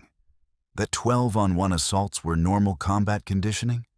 That ordering Marines to finish off a superior officer was acceptable military protocol? Behind him, the arena began to empty as Marines found urgent reasons to be elsewhere. They filed out in small groups, their conversations hushed and nervous, already beginning the process of collective amnesia that military institutions use to protect themselves from inconvenient truths. But Chen wasn't finished. She reached into her pocket and pulled out a small digital device that had been recording throughout the entire encounter. The red light blinked steadily, indicating that every word, every blow, every illegal order had been captured in high-definition detail. Body cam, she explained, noting Hayes' expression of dawning horror. Standard issue for combat zone deployments. Funny thing about habits you develop in Afghanistan. You tend to keep them even in supposedly safe environments. Hayes' legs gave out, and he sat down heavily in the sand, his face now the color of old concrete. The implications hit him like artillery shells. Court-martial proceedings, congressional investigations, the end of his military career, possible criminal charges for assault and abuse of authority. 23 years, he whispered, more to himself than to Chen. 23 years of service gone. Chen looked down at him without pity, her voice carrying the flat finality of a judge pronouncing sentence. 23 years of bullying dressed up as training. 23 years of breaking people who trusted you to make them stronger. 23 years of hiding behind your rank while you turned good Marines into accomplices in your personal power. Fantasies. She knelt beside him in the sand, close enough that only he could hear her next words. You wanted to finish me off, drill instructor. But the only thing that got finished here today was your career. Chen stood and walked toward the arena exit, leaving Hayes sitting alone among the wreckage of his authority. Behind her, the remaining conscious Marines began helping their unconscious teammates to their feet, their movements careful and subdued, like people cleaning up after a natural disaster. At the arena entrance, Chen paused and turned back to address the few Marines still present. Anyone who wants to discuss what happened here today, I'll be in my quarters. Anyone who wants to pretend it didn't happen, that's your choice. But understand this. The old rules just changed. The games just ended. From now on, this facility operates according to actual military protocol, not personal vendettas. She walked out into the blazing Arizona afternoon, leaving behind an arena full of unconscious Marines, a broken drill instructor, and a legend that would be told and retold in barracks around the world for decades to come. The woman who took down 12 Marines with broken ribs. The woman who ended a career with a body cam and the courage to stand up when everyone else looked away. The woman who proved that sometimes the only way to stop a bully is to hit back harder than they ever imagined possible. And in the empty arena, with the desert wind beginning to cover the bloodstains with fresh sand, Drill Instructor Hayes sat alone and contemplated the end of everything he had thought he understood about power, authority, and the price of pushing people too far. The base infirmary buzzed with the kind of controlled chaos that followed any major training incident at Camp Ironclad. Corpsmen moved between examination rooms with practiced efficiency, checking pupils for concussion signs, X-raying potentially fractured bones, and documenting injuries that would require careful explanation in official reports. Dr. Sarah Martinez, the chief medical officer, had seen her share of training accidents over 15 years of military service. But the parade of Marines filing through her facility that afternoon raised questions that went far beyond standard medical protocols. 12 Marines, all from the same training exercise, all with injuries consistent with hand-to-hand combat, all claiming they had fallen during an obstacle course run. The same obstacle course run, at the same time, in the same way. Corporal Morrison, Dr. Martinez said, reviewing the chart for the 3rd Marine she'd examined in the past hour. "You're telling me you suffered a solar plexus contusion and a possible concussion from falling off the rope climb?" Morrison nodded carefully, wincing as the movement aggravated his bruised ribs. "Yes, ma'am. Lost my grip, fell backward, hit the ground pretty hard." Dr. Martinez made a note in his file, her expression professionally neutral, despite the growing pattern of inconsistencies. "And Sergeant Torres, who was just in here, claims he fell from the same rope climb at approximately the same time?" "Training accidents happen, ma'am, sometimes in clusters." "Clusters," Dr. Martinez repeated. Interesting word choice. She finished her examination and moved to the next bay, where Lance Corporal Davis sat on the examination table, one side of his face swollen and discolored. His story matched the others with suspicious precision. Rope climb, loss of grip, unfortunate landing. "Mr. Davis," Dr. Martinez said, pulling up a chair to sit at eye level with him. "In 15 years of treating military personnel, I've seen rope climb accidents, obstacle course injuries, and training mishaps of every variety. What I haven't seen is 12 Marines suffering identical injuries from identical accidents during the same exercise." Davis shifted uncomfortably on the examination table, his eyes focused on a spot somewhere above the doctor's shoulder. "Sometimes things just line up wrong, Doc. Murphy's Law in action." Dr. Martinez stood and made another note in the file, her pen scratching across paper with deliberate emphasis. "Murphy's Law. Right. Well, Mr. Davis, Murphy's Law also suggests that when multiple Marines lie to a medical officer about the source of their injuries, someone's going to end up in very serious trouble." She moved to the next examination room, where Sergeant Williams sat holding an ice pack to his jaw. His story began the same way. Routine training, obstacle course, unfortunate fall. But Dr. Martinez had stopped listening to the words and started reading the subtext written in nervous glances and defensive postures. "Sergeant Williams," she interrupted mid-explanation, "I'm going to ask you a direct question, and I want you to think very carefully before you answer. Were you and your fellow Marines assaulted during this training exercise?" Williams's ice pack paused halfway to his face. "Assaulted, ma'am?" "No, ma'am. Nothing like that. Just training accidents, like I said." "Training accidents that left 12 grown Marines injured badly enough to require medical attention? Training accidents that resulted in concussion protocols for half your unit? Training accidents that somehow managed to spare every other Marine participating in the same exercise?" The silence stretched between them like a taut wire. Williams finally lowered the ice pack, revealing a jaw that was swollen enough to suggest significant impact trauma. "Doc, with respect, you don't understand how things work at advanced training facilities. Sometimes the training gets intense. Sometimes people get hurt. That's the price of being prepared for real combat." Dr. Martinez leaned forward in her chair, her voice dropping to a confidential whisper. "Sergeant, I've treated Marines who've been through real combat. I've patched up men who've survived IED explosions, firefights, and hand-to-hand combat in Afghanistan and Iraq. I know what combat injuries look like. She gestured toward his swollen jaw, then toward the examination rooms where his fellow Marines were receiving treatment. These aren't combat injuries, Sergeant. These are assault injuries. Someone systematically worked over 12 trained Marines with surgical precision, targeting nerve clusters, pressure points, and vulnerable areas with the kind of expertise that comes from extensive martial arts training or special operations experience. William's face had gone pale beneath his bruises.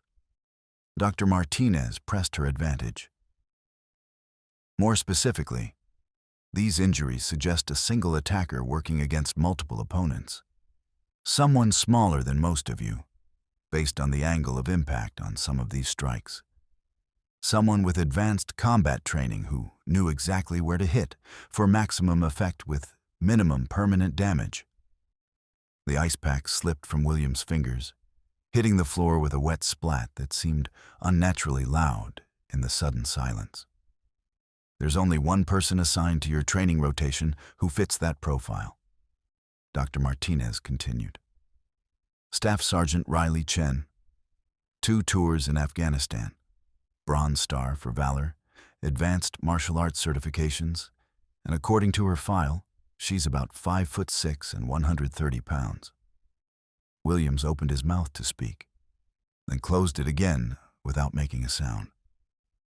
So I'm going to ask you again, Sergeant Williams, and this time I want the truth. Did Staff Sergeant Chen do this to you? Williams stared at the floor for a long moment, his hands clenched into fists in his lap. When he finally spoke, his voice was barely above a whisper. You don't understand, Doc. It wasn't like that. She didn't attack us. He stopped, realizing he was about to admit to something that would require official action. You what, Sergeant? Williams looked up at her, his eyes reflecting something that might have been shame. We were following orders, Doc. Drill Instructor Hayes ordered us to provide intensive combat conditioning for Staff Sergeant Chen. Dr. Martinez felt something cold settle in her stomach. 12 against 1. That's not combat conditioning, Sergeant. That's assault.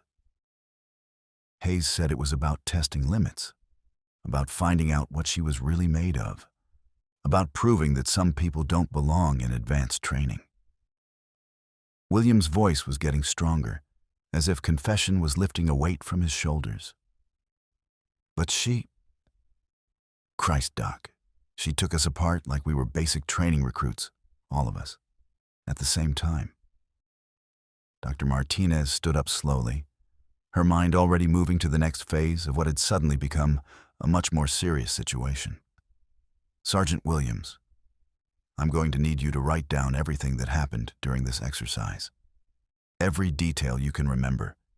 Times, locations, witnesses, exact words spoken. Doc, if I do that, if you don't do that, you're going to be complicit in covering up what amounts to an illegal assault on a superior officer.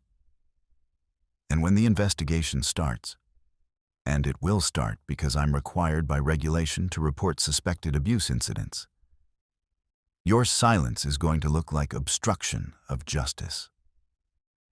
Williams nodded slowly, the full weight of his situation finally settling on his shoulders. What's going to happen to Hayes?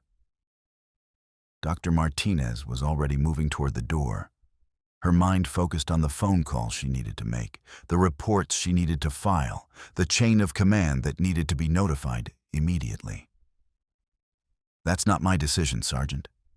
That's going to be up to people with much more authority than a base medical officer. But I can tell you this. Ordering subordinates to assault a superior officer during a training exercise is grounds for court-martial under multiple articles of the Uniform Code of Military Justice. She paused at the door and turned back to face Williams. The only question now is whether you and your fellow Marines are going to be treated as victims of illegal orders or as willing participants in assault. I suggest you choose your next words very carefully. The door closed behind her with a soft click that seemed to echo through the examination room like a gunshot. William sat alone with the ice pack melting at his feet, and the growing realization that the events in the arena had set in motion a chain reaction that would reach far beyond Camp Ironclad.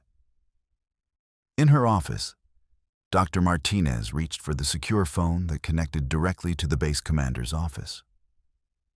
The conversation that followed would be brief, professional, and absolutely devastating to everyone involved in the morning's training exercise.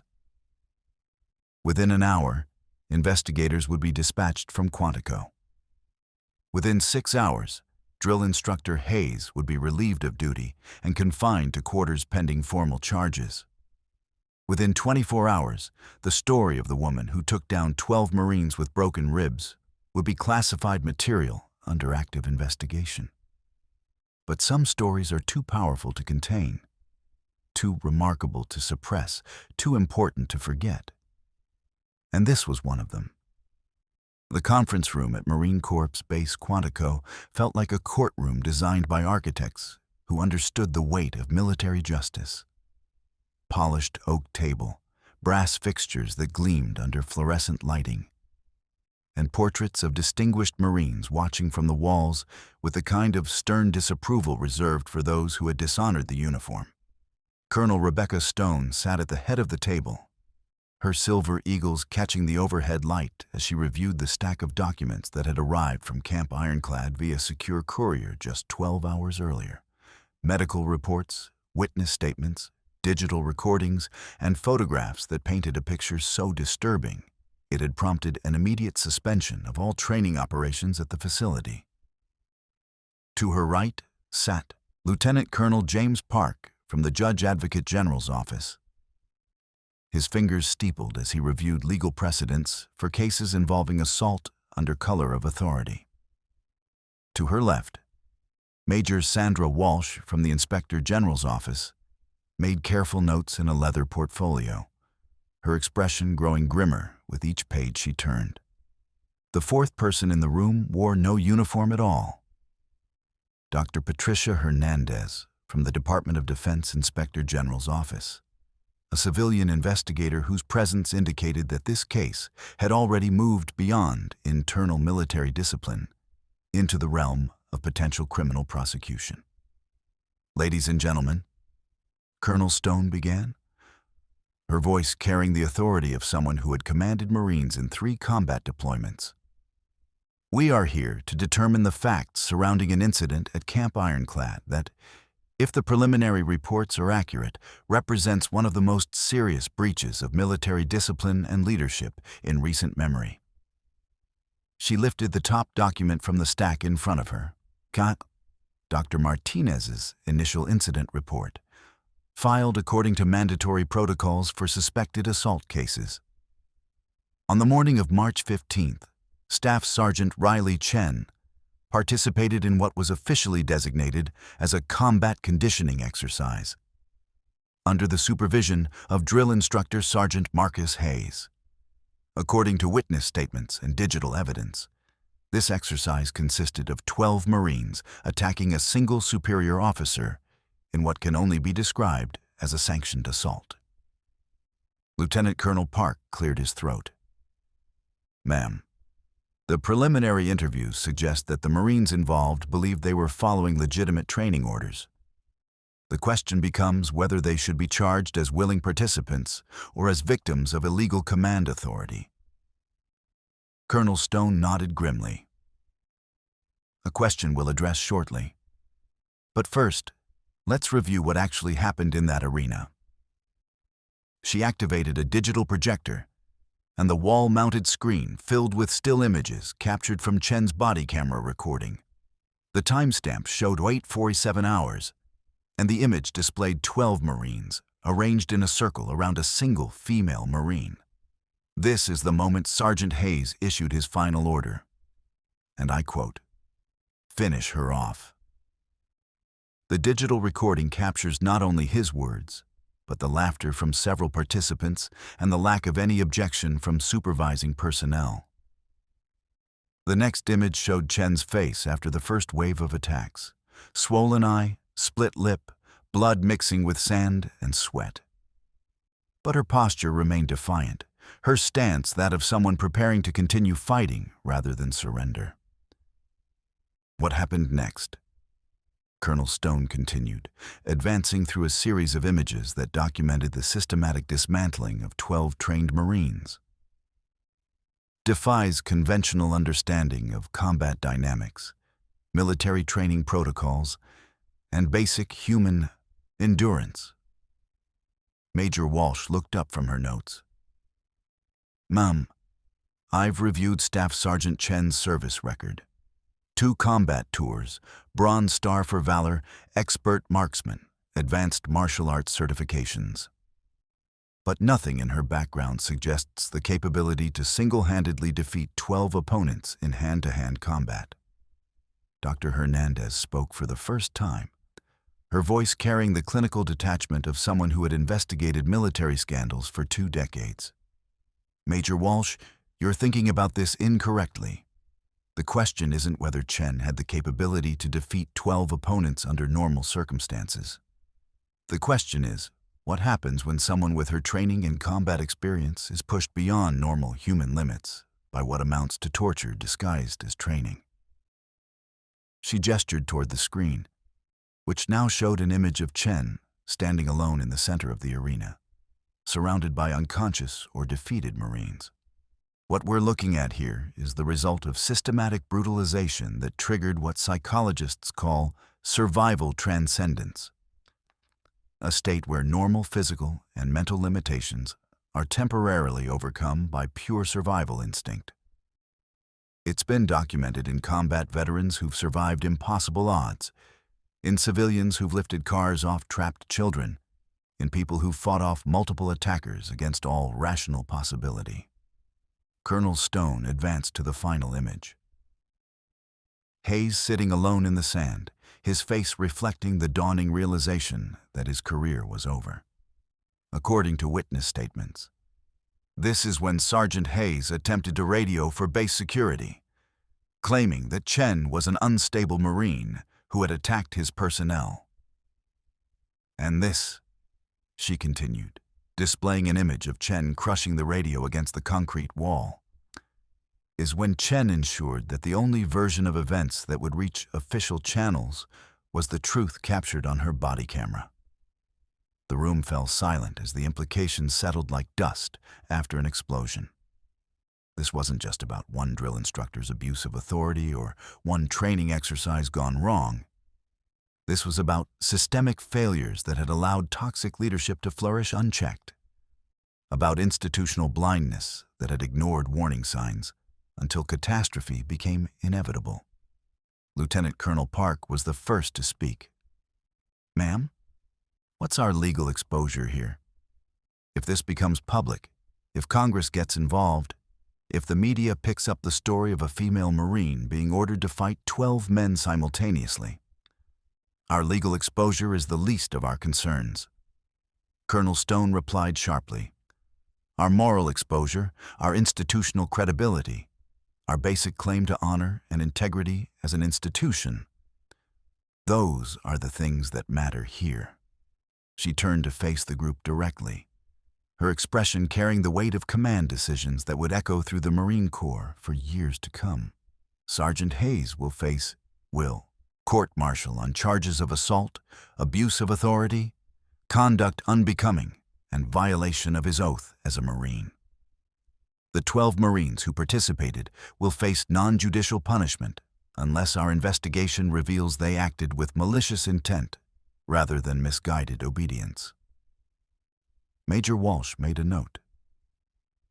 "And Staff Sergeant Chen?" "Staff Sergeant Chen will receive a formal commendation for courage under fire and will be transferred to a position where her talents can be properly utilized rather than systematically attacked. She'll also receive a public apology from the highest levels of this institution." Dr. Hernandez closed her portfolio with a soft snap. Colonel Stone, my office will be conducting a comprehensive review of training protocols at all advanced combat facilities. What happened at Ironclad didn't occur in a vacuum. It was enabled by systemic failures that reach far beyond one rogue drill instructor. Agreed, Colonel Stone replied.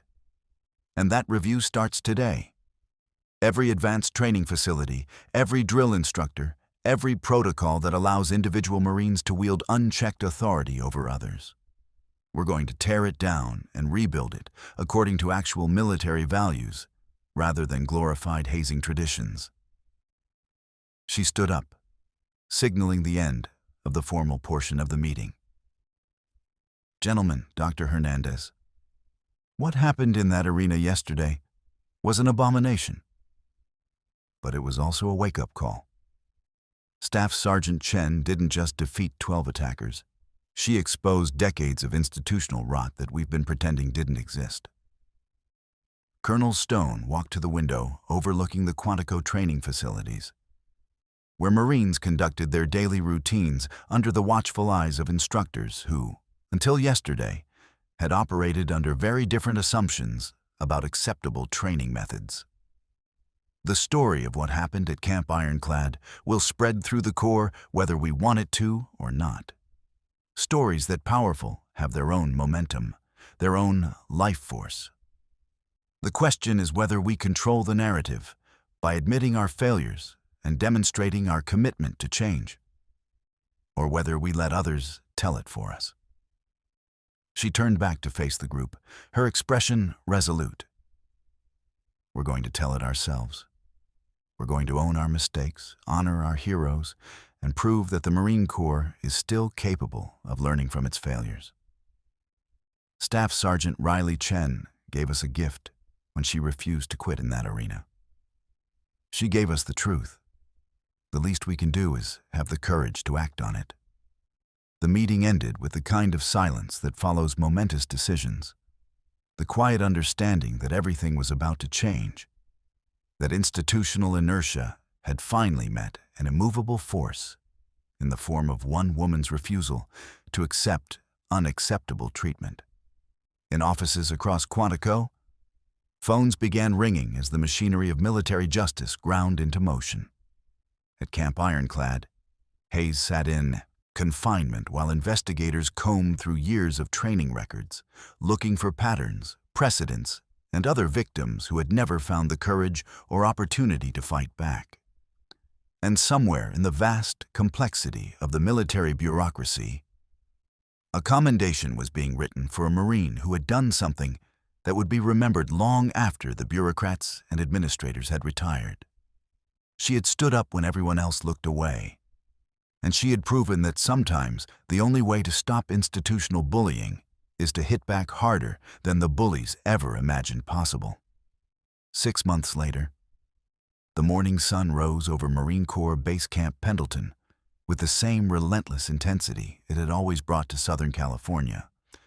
But the Advanced Combat Training Center that sprawled across its eastern quadrant operated under fundamentally different principles than the facility that had once existed at Camp Ironclad. Staff Sergeant Riley Chen stood at the edge of the main training arena, watching a mixed group of Marines and Navy SEALs work through close-quarters combat scenarios under the supervision of instructors who understood that breaking people and building warriors were two entirely different missions. Her left eye had healed completely, leaving only the faintest scar above her eyebrow as a reminder of that March morning when everything had changed. The new facility bore little resemblance to the gladiatorial pit where Hayes had orchestrated his reign of terror. Gone were the concrete bleachers that had seated audiences for systematic humiliation. Gone were the isolation chambers where troublemakers had been sent to contemplate their failures. Gone were the unwritten rules that had elevated cruelty to the level of institutional doctrine. In their place stood a state-of-the-art training complex designed around principles of progressive development, mutual respect, and the kind of professional excellence that produced elite warriors rather than broken spirits. The combat conditioning program that had once relied on intimidation and degradation now focused on building confidence, competence, and the unshakable bonds that held fighting units together under impossible pressure. Chen carried a new title along with her new assignment: Senior Instructor for Advanced Combatives and Leadership Development.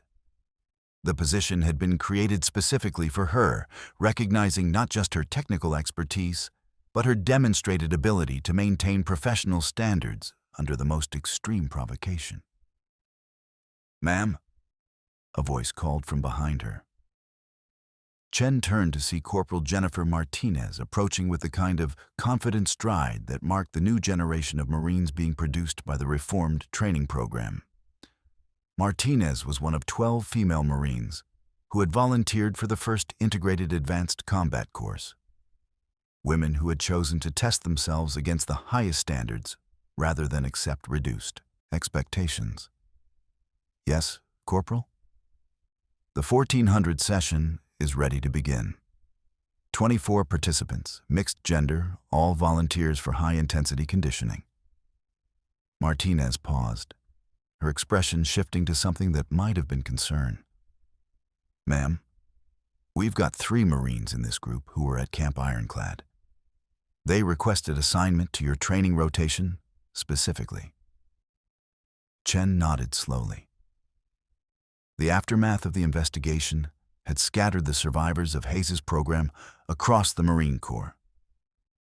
Some seeking redemption, others trying to forget, most simply trying to understand what they had witnessed and participated in during those final days of institutional madness. "Which 3, Corporal?" "Sergeant Williams, Corporal Anderson, and Lance Corporal Davis. They've all completed remedial leadership training and psychological evaluation. Their commanding officers recommend them for advanced instruction." Chen walked toward the training arena, her boots clicking against concrete that had been poured with proper drainage, appropriate safety margins, and none of the deliberate design flaws that had made Camp Ironclad such an effective tool for breaking spirits. The 24 Marines stood at attention in formation, their faces reflecting the kind of focused determination that came from volunteers rather than conscripts. Among them, Chen recognized the 3 men who had once participated in her systematic assault, their postures now reflecting something that might have been humility mixed with professional respect. "Good afternoon, Marines," Chen began, her voice carrying clearly across the formation. "Today marks the beginning of 6 weeks of advanced combat conditioning designed to test your limits, expand your capabilities, and prepare you for situations where conventional training isn't sufficient." She paused, her eyes moving across the faces in front of her, reading the mixture of anticipation and nervousness that always marked the beginning of serious training. "This program will push you beyond what you thought possible. You will be tired, sore, frustrated, and occasionally convinced that you've made a terrible mistake. But you will not be bullied, humiliated, or subjected to treatment that has nothing to do with building military capability."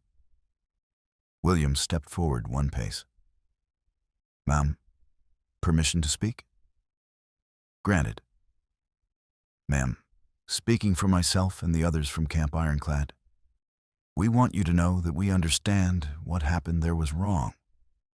We were following orders, but that doesn't excuse our participation. We're here to learn how to be better Marines and better leaders." Chen studied his face, seeing none of the casual arrogance that had marked their first encounter, none of the toxic confidence that had enabled systematic abuse under the guise of military tradition. "Sergeant Williams, what happened at Camp Ironclad was the result of institutional failures that went far beyond individual choices. You were young Marines, following orders from authority figures you had been trained to trust absolutely. The responsibility belongs to those who created that system, not to those who were trapped within it." She stepped closer to the formation, close enough that her words would carry weight without seeming like a lecture. "But you're right about one thing. You have an opportunity here to learn something different. Not just about combat techniques or physical conditioning, but about what leadership actually means when you're responsible for other people's lives and welfare. Chen moved to the center of the training area, where equipment had been arranged for the day's exercises. Unlike the bare sandpit of Camp Ironclad, this space featured proper mats, safety equipment, and medical stations staffed by qualified corpsmen. Advanced combat training isn't about proving who's tougher or meaner or more willing to inflict pain, she continued. It's about developing the kind of unshakable competence that keeps people alive when everything goes wrong. It's about building trust so complete that Marines will follow you into situations where following means almost certain death. She gestured toward a series of obstacle courses that had been designed to challenge without destroying, to test limits without breaking spirits. You can't build that kind of trust through fear or intimidation. You can't develop that kind of competence through hazing or systematic humiliation. You can only achieve it through professional excellence, mutual respect, and the kind of leadership that elevates everyone around you. The formation remained silent, but Chen could see the shift in their attention, the way 24 pairs of eyes had focused with the intensity that marked Marines who understood they were about to learn something important. The story of what happened at Camp Ironclad has become legend throughout the Corps, Chen said, her voice dropping to a conversational tone that somehow carried more authority than shouting would have. Some of those stories are accurate. Most are exaggerated. All of them miss the point. She began walking along the front rank, making eye contact with each Marine in turn. The point isn't that I defeated 12 opponents in hand-to-hand combat. The point is that 12 good Marines were put in a position where they felt compelled to follow illegal orders because they had been systematically conditioned to believe that questioning authority was weakness. Chen stopped in front of Anderson, the massive Marine who had once been known as Hammer for his devastating punching power. His face reflected something that might have been shame mixed with understanding. The point isn't that I refused to quit when outnumbered and outmuscled. The point is that institutional rot had progressed so far that a training exercise designed to build warriors had become nothing more than sanctioned assault disguised as military tradition. She turned to address the entire formation again, her voice rising slightly to carry across the training area. You are here to become elite Marines. Not because you can absorb more punishment than other people, not because you can inflict more damage on opponents, but because you can maintain professional standards under impossible pressure and lead others to do the same. Chen walked toward the equipment stations where the day's training would begin. Scenarios designed to test judgment under stress, coordination under pressure, and the kind of split-second decision-making that separated competent Marines from exceptional ones. The old system at Camp Ironclad produced Marines who could follow orders without question, even when those orders were morally wrong and professionally inappropriate. The new system you're entering today will produce Marines who can think independently, act decisively, and maintain their integrity, even when authority figures failed to maintain theirs. She turned back to face the formation one final time, her expression reflecting the quiet confidence of someone who had faced the worst the system could deliver and emerged stronger rather than broken. Welcome to Advanced Combat Training, Marines. Let's see what you're really made of. As the formation dispersed toward their assigned training stations, Chen caught William's eye one more time. The sergeant approached with deliberate steps, his posture reflecting something that might have been gratitude mixed with professional respect. "Ma'am," he said quietly, "thank you for giving us another chance." Chen nodded once. "Sergeant Williams, everyone deserves a chance to be better than their worst moment. The question is what you do with that opportunity." She walked toward the instructor's station where other senior Marines waited to begin the day's scenarios, leaving behind a training area filled with the sound of professional military instruction rather than systematic degradation. In the distance, helicopters practiced formation, flying over the California hills, their rotors beating a rhythm that spoke of preparation rather than intimidation. The Marine Corps was learning to build warriors through excellence rather than brutality, to develop leaders through professional development rather than hazing, to honor the uniform through competence rather than cruelty. It was a lesson written in blood and sand in an Arizona arena, taught by a woman who refused to quit when quitting would have been easier, and learned by an institution that finally found the courage to change rather than simply endure. The story of Staff Sergeant Riley Chen would be told and retold in barracks around the world for generations to come. Not as a tale of impossible physical prowess, but as a reminder that sometimes the most important battles are fought not against foreign enemies, but against the failures within our own institutions. And sometimes, when you stand up to bullies who think rank gives them the right to break spirits, you discover that the only thing that gets broken is their power to hurt others. That lesson, learned in blood and validated through institutional change, was worth every bruise, every scar, and every moment of pain it had cost to teach. Up next, you've got 2 more standout stories right on your screen. If this one hit the mark, you won't want to pass these up. Just click and check them out.